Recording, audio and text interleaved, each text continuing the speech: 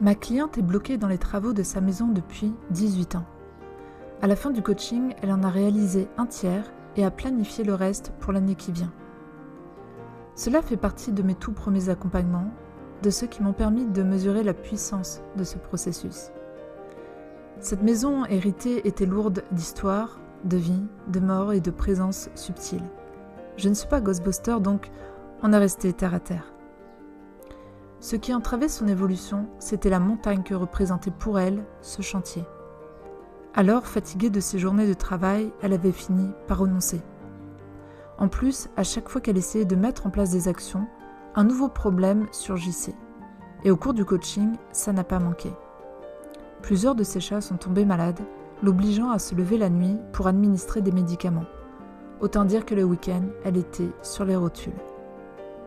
Mais on avait fait un travail en profondeur pour qu'elle se relie à sa réelle motivation. Se sentir enfin chez elle, dans un cocon douillet. Elle avait même punaisé un immense tableau de visualisation devant lequel elle passait chaque jour. Alors quand l'épisode critique s'est pointé, mon job a consisté à lui rappeler son objectif, à lui faire entrevoir la possibilité d'une pause, sans abandonner pour reprendre plus tard.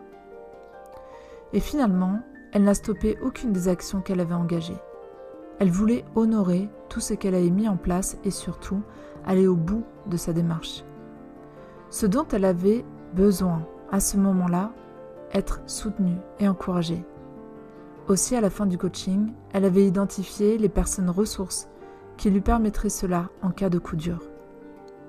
Si vous expérimentez une situation où vous vous sentez bloqué, mon accompagnement Vivre son incarnation pourrait vous aider.